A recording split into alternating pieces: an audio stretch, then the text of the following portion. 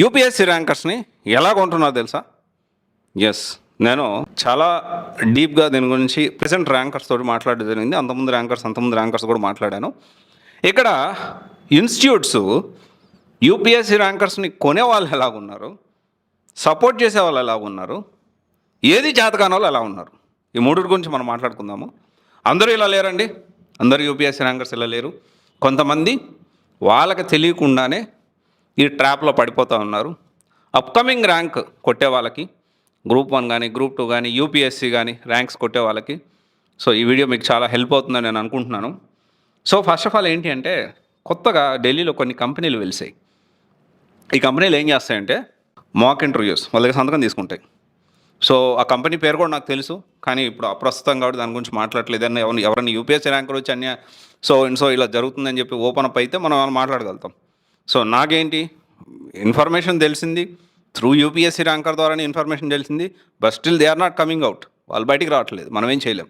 అయితే ఇన్ఫర్మేషన్ అయితే మీకు చెప్తాను. కొత్తగా కొన్ని కంపెనీలు వెలిసాయి. ఏం చేస్తాయి తెలుసా? కేవలం మాక్ ఇంటర్వ్యూస్ కండక్ట్ చేస్తాయి. మాక్ ఇంటర్వ్యూస్ కండక్ట్ చేసి వీళ్ళకి సైన్ తీసుకుంటాయి. సైన్ తీసుకొని రేపు మీకు ర్యాంక్ వస్తే మీ ర్యాంక్ని ఎవరైనా వాడుకోవచ్చు. సో ఇక మీకు దానికి సంబంధం లేదు. వాళ్ళు మాక్ ఇంటర్వ్యూ కండక్ట్ చేసినందుకు సో ఆ వీడియోని ఎవరికన్నా వాళ్ళు సెల్ చేస్తారు. అంటే ఎవరికి యూపీఎస్సీ ర్యాంకర్స్కి తెలియకుండానే పడుతున్న ట్రాప్ ఇది ఒకటి. అండ్ దెన్ కొంతమంది రిసార్ట్స్ తీసుకెళ్ళి అక్కడ మీకు గైడెన్స్ అని, ఇంటర్వ్యూ గైడెన్స్ అని, అదని ఇదని చెప్పి రిసార్ట్స్లో పెడతా ఉంటారు. ఇంకొంతమంది ఫ్రీ టెస్ట్ సిరీస్ ఎప్పుడో వీళ్ళకి గుర్తు కూడా ఉండదు, ఎందుకంటే it's a long journey. UPSC అనేది లాంగ్ జర్నీ. ఎప్పుడోసారి టెస్ట్ సిరీస్ రాసుంటారు, దాన్ని వీళ్ళు మొత్తం కదిలిచ్చి ఎక్కడెక్కడ ఎవడన్నా ఉన్నాడా అని చెప్పి కదిలిచ్చే డేటాబేస్లో నుంచి బయట పెడతారు. అండ్ దెన్ ఫ్రీ మెటీరియల్, ఆ మెటీరియల్ ఇచ్చేటప్పుడు వాళ్ళు నోట్ చేసుకుంటారు, సైన్ పెట్టించుకుంటారు. అండ్ దెన్ ర్యాంక్ వచ్చాక ఫెసిలేట్ చేస్తాము అంటే జస్ట్ సన్మానం లాగా ఏదో మీకు సన్మాన సభ చేస్తామని చెప్పి పిలుస్తారు. సో దాన్ని మార్కెటింగ్ యాక్ట్గా ప్రొజెక్ట్ చేసుకుంటారు. అండ్ దెన్ గెస్ట్ లెక్చరర్గా పిలుస్తారు. అసలు ఒక తెలుగు యూపీఎస్సీ ర్యాంకర్ అయితే రీసెంట్ డేస్లో, సో నాకు తెలిసి ఇంటెన్షనల్గా అని నేను అనుకోను, అన్ని ఇన్స్టిట్యూట్లో తిరుగుతున్నాడు ఆయన. ఒక మారుమూల పల్లెటూరు నుంచి వచ్చిన ఒక యూపీఎస్సీ ర్యాంకరు రీసెంట్ డేస్లో అన్ని ఇన్స్టిట్యూట్లో తిరుగుతున్నాడు. ఇంటెన్షనల్గా తను వెళ్తున్నాడని మాత్రం నేను అన్ను. ఎందుకంటే ఐ కెన్ సీ, అది చూస్తేనే అర్థమవుతా ఉంది. అన్ఇంటెన్షనల్గానే అతనికి తెలియకుండానే అతను ఏ విధంగా ప్రొజెక్ట్ అవుతున్నాడు అనేది నేను త్వరలో వీడియో చేస్తాను. ఆ ర్యాంకర్ ఎవరు, ఏ ఇన్స్టిట్యూట్కి వెళ్ళాడు, ఏమేం చేశారు అని. ఓకే. అండ్ దెన్ ఇలా ఎన్నో రకాలుగా కొంతమంది డబ్బులు ఇస్తామని, ఇంకోటి చేస్తామని ఎన్నో రకాలుగా మభ్య పెడతా ఉన్నారు. కొంతమంది మాత్రమే, అందరూ కాదు, కొంతమంది యూపీఎస్సీ ర్యాంకర్స్ మాత్రమే. దీన్ని వెనక వేసుకొచ్చే ఇంకొంతమంది యూపీఎస్సీ ర్యాంకర్సు యూట్యూబ్లు పెట్టి దెయ్యాలు వేదాలు వల్లించినట్టు వీళ్ళేమో ఫ్రీగా క్లాసులు మొదలు పెడతాం అని మొదలుపెట్టి ఇప్పుడు జాయిన్ నౌ అనే ఉంది కదా, యూట్యూబ్లో ఆప్షన్ ఉంది కదా, సబ్స్క్రిప్షన్ తీసుకోమని. సో మెల్లగా డబ్బులు అంటే మేము సపరేట్గా మేము స్పెషల్ మెంబర్స్కే డబ్బులు కట్టిన వాళ్ళకి సో గైడెన్స్ ఇస్తామనే యూపీఎస్సీ ర్యాంకర్స్ కూడా ఉన్నారు. ఇప్పుడు యూపీఎస్సీ ర్యాంకర్స్ కాదు, now they are working as IAS, IPS ఈ రేంజ్లో వర్క్ చేస్తూ ఉన్నారు. అయితే ఇక్కడ మనం అర్థం చేసుకోవాలి, అది తప్పని నేను అన్నాను. వాస్తవానికి లీగల్గా అయితే తప్పు. సో వాళ్ళకున్న యూపీఎస్సీ రూల్ బుక్ ప్రకారం అయితే వాళ్ళు జాబ్ చేస్తూ ఇంకొక ఆల్టర్నేట్ సోర్స్ ఆఫ్ ఇన్కమ్ ఉండకూడదని నాకు తెలుసు. సో ఒకవేళ correct me if I'm wrong, లేదు ఉండొచ్చు, మల్టిపుల్ సోర్స్ ఆఫ్ ఇన్కమ్స్ వాళ్ళకు ఉండొచ్చు అంటే నాకు తెలియదు, correct me if I'm wrong. అయితే ఏ ఇన్స్టిట్యూట్కి వెళ్ళినా వీళ్ళ ఫోటో తీసుకోవడం, సో ఇదంతా చేస్తూ ఉన్నారు. సో ఇన్ని రకాలుగా యూపీఎస్సీ ర్యాంకర్స్ని మభ్య పెడతా ఉన్నారు. కొంతమంది ఇంటెన్షనల్గా చేస్తున్నారు, ఇంకొంతమంది అన్ఇంటెన్షనల్గా చేస్తూ ఉన్నారు. కొంతమంది చాలా జెన్యున్గా నీతి నిజాయితీతోటి యూపీఎస్సీ ర్యాంక్ వచ్చిన తర్వాత నాకు వీళ్ళు ఈ విధంగా హెల్ప్ చేస్తున్నారు అంటారు. సో జనరల్గా ఇక్కడ ఒకటే విషయం ఏంటి అంటే, ఇన్స్టిట్యూట్స్ కూడా నిజంగానే ఇప్పుడు ఫ్రీ టెస్ట్ సిరీస్ ఇచ్చారు.